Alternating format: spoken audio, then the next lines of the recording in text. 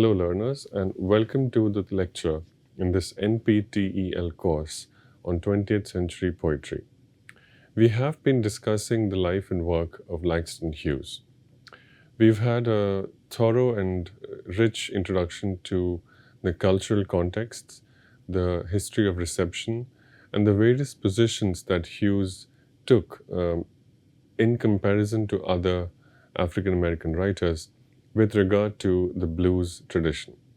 We have also undertaken a detailed, close reading and commentary of two important poems from the first collection of Hughes's poetry, that is the Weary Blues. We will continue our close reading of Hughes's poems in this and subsequent lecture, and we will wrap up our discussion of Hughes with these two discussions. The first, we will focus on some poems from Hughes' second collection, that is Fine Clothes for the Jew, and then we will move on to a different kind of poetry, not blues, but a category of poems that has later been defined as critics as lynch poems or lynching poems. This is a category of poems in which Hughes made some stellar contributions, and we will take a moment to read and understand a few examples of these lynch poems. So before we get to that, let us continue our discussion of the blues. In The Weary Blues, there's a poem titled Blues Fantasy. This poem continues the tradition of Hughes, the poet, observing and learning from what performers in this tradition were doing. This is something that we witnessed in The Weary Blues, where the speaker of Hughes's poem observes and learns from the performer of a blues song. We see that in Blues Fantasy as well, but let us read the poem and then understand what it is doing. So this is Blues Fantasy by Langston Hughes. Hey, hey, that's what the blues singers say. Singing minor melodies, they laugh, hey, hey. So again, there is a mix of two things. A poet describing to readers of poetry something that is different from poetry. That is blues music. The poet is saying, I know poetry, readers, you know poetry, but there is a different kind of cultural form which is like poetry, but it is actually not poetry. It is very different from poetry, and that is blues music. And what are the words that signify or describe for the readers what blues music is? The words, hey, hey. Now, the second stanza shifts gears completely, and without giving readers obvious hints, the poet shifts into a mimicry or a representation. Until now, the poet was saying, this is what they do. We are poets, they are blues singers, and they do things in a different way. The poet was describing in the first stanza. In the second stanza, the poet is no longer describing. The poet is repeating, singing, performing the words that the blues singers perform. And here, again, that blurring of the boundaries takes place. Ostensibly, it is a poet recounting, accurately reporting what a blues singer is singing. But actually, it is something else completely. It is a version of the blues song transformed into poetry, because these lyrics are no longer part of a blues song, they are part of a poem. So it is a mix of a poem and a blues song. And that's what the second stanza is, and this is how it goes. My man's done left me, child, he's gone away. So the language, the diction, the grammar, the syntax has changed. It is no longer standard or Queen's English. It is black vernacular. My man's done left me. The speaker is someone who is referring to a husband or a boyfriend or a male partner, and they're referring to this person, to this individual as my man.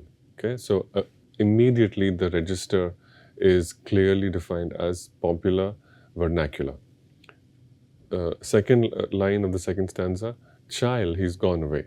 Child is black vernacular for child, and it's an expression that's used in friendly conversation for contemporaries, for friends, for family members. It's not just a term of address, but it is also an intensifier. The speaker is expressing a sad reality. Uh, he, or most likely she, has been abandoned by a male partner, and in order to emphasize the sadness and the tragedy of this abandonment, the speaker is addressing her immediate audience with the word child. Child, he's gone away. My good man's left me. Babe, he's gone away. So again, babe, child, these are these are examples that we are in a different realm. We are in a different context. It is a popular black vernacular context. Now the crying blues haunts me night and day. Hey, hey. So the speaker is explaining the occasion, the reason why they are singing the blues. Something has happened in their lives. They've been abandoned by their male partner. And this justifies their use of this cultural tradition, which is the blues. There is a particular adjective that is used for this tradition. It is the crying blues. So it is not just a tool or a medium or a language that the speaker is using to express some truths. Instead, they're also giving their thoughts and their opinions on what kind of a medium it is. It is the crying blues. There's something a bit disappointing and a bit frustrating about the blues. It's almost as if the speaker is not very proud of themselves for singing the blues. But they are explaining that despite their feeling a bit hesitant, despite their disagreement or hesitation, they must sing the blues. Why? Because they are in a situation where the only thing they can do to make it better is to sing the blues. So the singer admits that they might be boring their audience, that they might be repetitive, or they might be repeating themselves, but they don't have a choice because of what has happened to them in their lives. And again, the words hey, hey are repeated. But hey, hey in the second stanza is a direct quote, a direct appropriation. It is Hughes using the words from a blues singer. Whereas in the first stanza, hey, hey was a somewhat distanced quote. It was the poet and the poet's readers understanding what blues singers do. Here, in the second stanza, the poet has almost become a blues singer himself. Almost, but not quite. All right. Third stanza. Weary, weary, trouble, pain, sun's gonna shine somewhere again. Right? So again, we stay with the blues singer, and here again, we know this because of the language, of the way the English language is used. Words like gonna, Gonna. Gonna is a shortened version of going to, but the fact that the very educated poet uses this kind of language means that the poet is ventriloquizing, that the poet is repeating the words that someone else might be singing. And then trouble, pain, sun's gonna shine somewhere again. This is a very sad sentiment here. The poet is arguing that the sun's gonna shine, meaning the sun will rise, meaning that there will be an end to this grief, but it is not going to be in my life. It's going to be for someone else. The sun is going to shine somewhere again, not where I am, because it will continue to be dark and depressing where I am. So this is again the blues singer performing the role of a highly dejected, despairing, sad person. The blues singer then continues, I got a railroad ticket, pack my trunk and ride. Then sing 'em sister. So sing 'em sister is again a black vernacular version of sing them sister. Them refers to the blues. And this sentence, this line, is an instance of how the blues song is part of a dialogue. It's part of a call and answer system. There is a dialogue between the audience and the singer. The singer has just explained to the audience that, and I suggested that it is a female singer because of these expressions, my man's left me, babe is gone, child is gone. And we get confirmation that it is indeed a female singer because the audience is calling the singer to continue in that vein. And the audience is apparently saying, sing 'em sister, meaning continue singing the blues. The singer repeats the stanza again, got a railroad ticket, pack my trunk and ride, and when I get on the train, I'll cast my blues aside. So the blues singer is performing the role of a storyteller, giving the audience an honest account of the hardships they have suffered in their relationships, and also offering the audience a glimpse into the strategy that they have chosen, which will help them get over this hardship.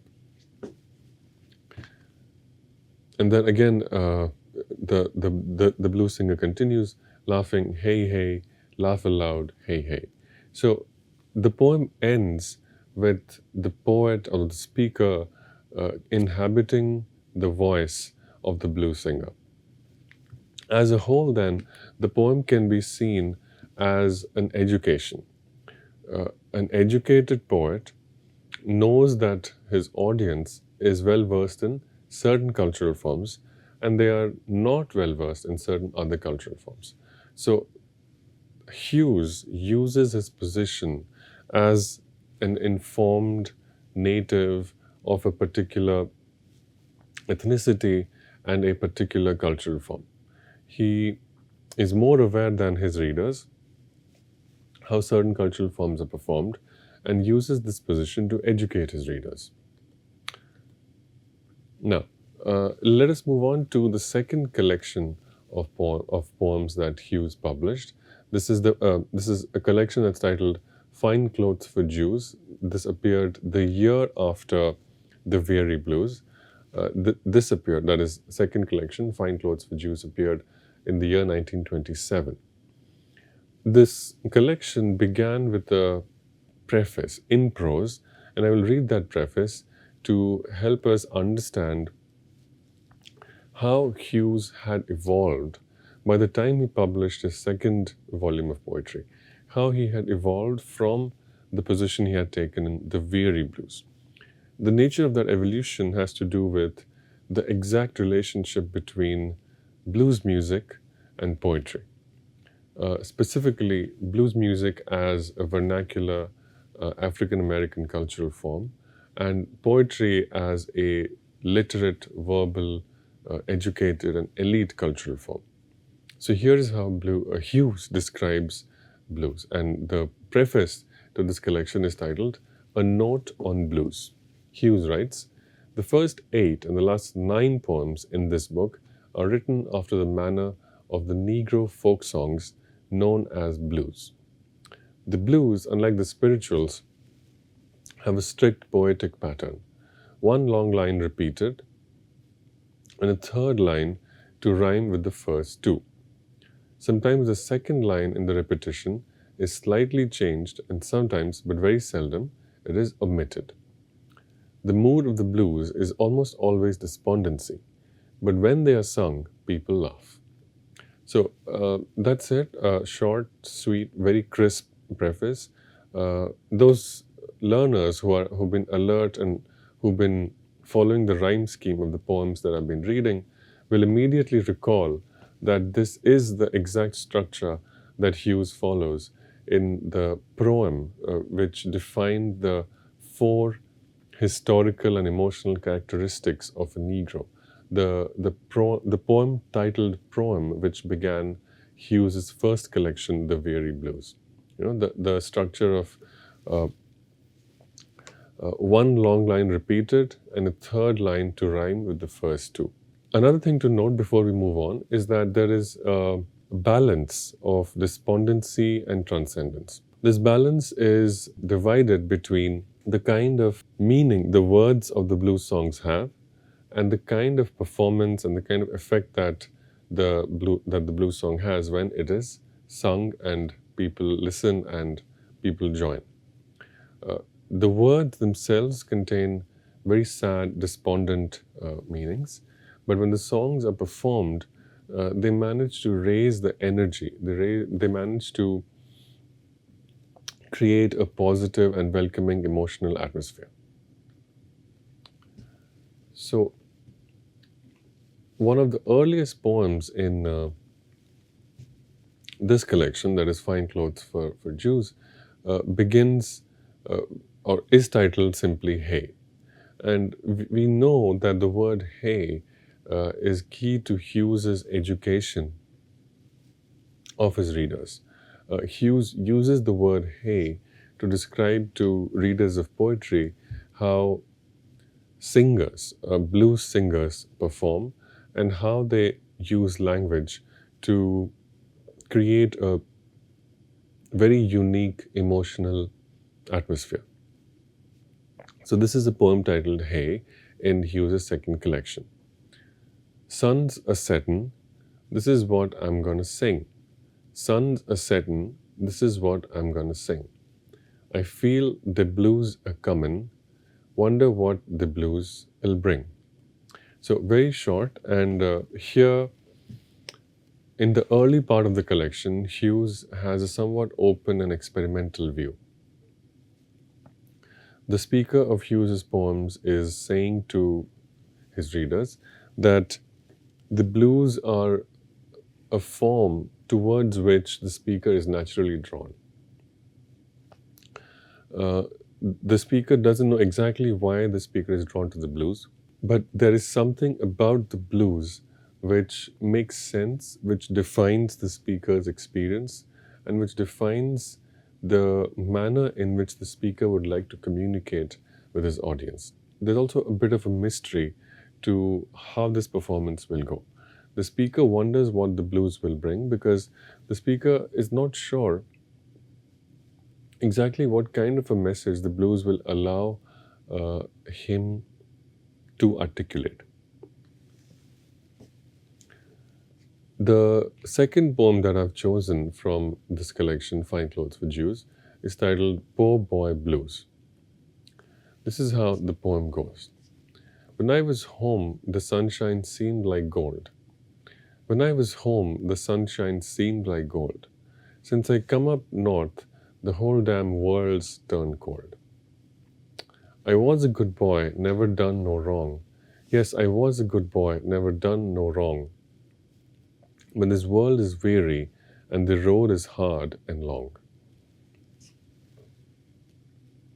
I fell in love with a gal I thought was kind. Fell in love with a gal I thought was kind. She made me lose my money and almost lose my mind. Very, very, very early in the morn, very, very early in the morn, I'm so weary, wish I'd never been born. So again, here also we see that Hughes, with subsequent poems, with a series of these poems, Hughes creates in the reader's mind an aggregate picture of the average as well as the ideal figure of this blues singer. There's something about being from the African American community which makes people naturally inclined to perform in this tradition. But being African American is never enough. That is not the whole picture, and that is not enough to justify the use of the blues music. These individuals have also undergone some sort of setback. In this case, the speaker of Poor Boy Blues, again, the title Poor Boy is a shortened vernacularized version of Poor Boy Blues. And the speaker of these lines is describing a series of events which can be described simply as bad luck, right? Uh, the speaker has migrated from the south to the north. In this sense, the speaker has undertaken a very, very typical and historic American journey. The history of America is the history of slavery, and in that history, there is a very important geographical separation of the United States. The states in the southern part of the country were traditionally in favor of slavery, and because of this separation, because of this disagreement between the states in the south who believed that it was the God given Christian right of white people to own slaves, and states in the north who believed that it was a sin. It was a sin in God's eyes to buy and sell human beings as property. Because of this disagreement, the Civil War was fought, and it led to a defining event in the history of the American Constitution. And ever since, before that, through the Civil War, and even after the Civil War, the North has been a location of liberation, a space of freedom, a space of light and betterment and improvement for the African American individual. The South has been the space of imprisonment, slavery, lack of freedom, and generally a lot of negative associations. So the fact that this speaker has made the migration, has moved from the south of the United States to the north, means that he was moving towards an improvement. There was an improvement in his situation which was expected, which was imminent. And yet, he seems to find that the changes that have in fact taken place in his life do not signal improvement of any kind. Right? The movement from the south to the north, which traditionally has been a movement from slavery to freedom, in this case is a movement from warm sunshine, pleasant weather. Sunshine is like gold, right? From this space of comfort and warmth to a space of extreme cold and discomfort. Right? Whole damn world's turned cold, the speaker says. So, two things, and they're not exactly in sync with each other.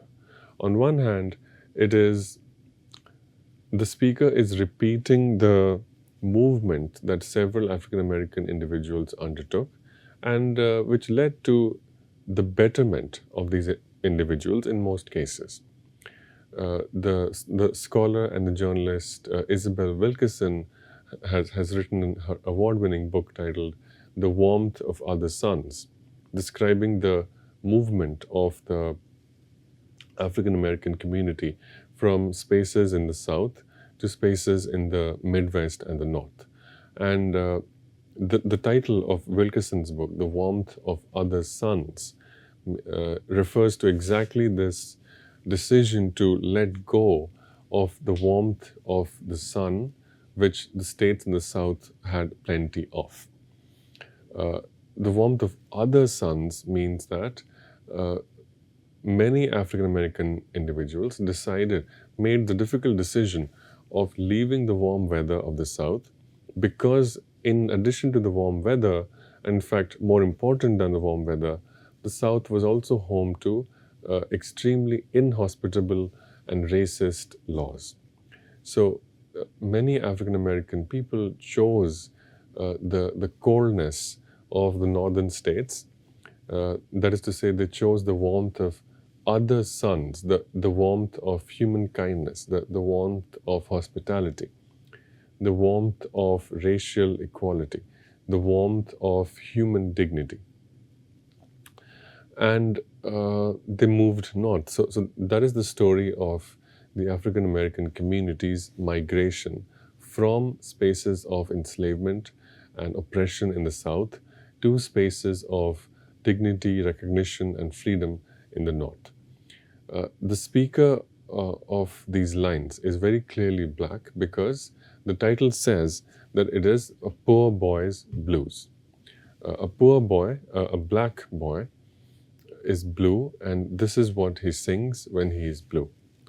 Uh, the first cause for this boy feeling blue is that the movement north has not resulted in the expected result. And the second stanza explains that he didn't do anything wrong to deserve this kind of a hardship. But this is the nature of the world, that the world is weary and the road is hard and long, that simply existing, simply by being born, he is signing up and he is allowing himself to be placed in hardships. Then he explains further what kind of hardship he has suffered.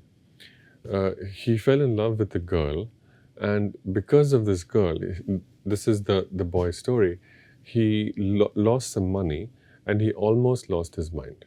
So, this is simply the boy's own narrative. The poet is not asking us to believe this as factual truth. This could be an opinion, this could be an interpretation, this could also be a misstatement, a misunderstanding, or even a misrepresentation. All of these things are true, but the poet is asking us to pay attention to the nature and the manner in which this individual articulates the experience of hardship and how he turns this experience of hardship into a song. And he repeats the typical refrain of the blues singer, which is that they're so sad and they're so helpless and they wish that they had never been born. So this poem continues the deepening ethnographic representation and the ethnographic elaboration in Hughes's poems of the blues music as a cultural tradition. Now, we will focus on one more poem from Hughes's second collection, which deepens and sharpens the ethnographic context of the blues music. And this poem is titled Homesick Blues. Again, the poem is entirely in the voice of a blues singer, a singer who may or may not be as educated as Hughes or Hughes's typical reader. But despite their lack of education, these speakers, these singers, they have something in their lives which deserves the attention of Langston Hughes, a black poet with strong opinions about the race, about the future of the African American community. Also strong opinions about what strategy African American poets must take in order to succeed both as individuals but also as a community. So for this poet, Langston Hughes, the racial identity as well as the social position of working class black people was very important, and it deserved the attention both of people who simply wanted to enjoy blues music, which they were doing anyway, but also the attention of poets, people who wanted to write poetry, people who appreciated and read poetry, and also people who thought about the relationship between poetry and social justice and society in general. So with that, let us read this poem, Homesick Blues. The railroad bridge is a sad song in the air. The railroad bridge is a sad song in the air. Every time the trains pass, I want to go somewhere. So someone is observing trains go past at a railroad bridge and describes to the reader that they want to go somewhere. They are filled with a desire to get on one of these trains and to go to their destination. Where exactly the speaker of these lines wants to go, that's not clear. It is the only thing that's clear is that they want to go somewhere. Somewhere, that is, they want to move to a place that's different from their current location. Okay, I went down to the station, the speaker says. My heart was in my mouth. Went down to the station, heart was in my mouth, looking for a box car to roll me to the south. Homesick blues, Lord, is a terrible thing to have. Homesick blues is a terrible thing to have. To keep from crying, I opens my mouth and laughs. So the homesick blues is not defined, is not explained where exactly it comes from. What are the sources? What kind of psychological trouble, background does a person need to have in order to feel homesick? Those things are not explained. The only thing that's explained is what are the consequences of being homesick and feeling the blues from this kind of homesickness. The speaker and the poet describes that in order to keep from crying, they open their mouth and laugh. So we'll end our discussion of Hughes's exploration of the social and ethnographic context for the blues with this poem. And the message with which we will end is that there is a juxtaposition of extreme despair as well as a kind of innocent, escapist, and almost detached kind of laughter.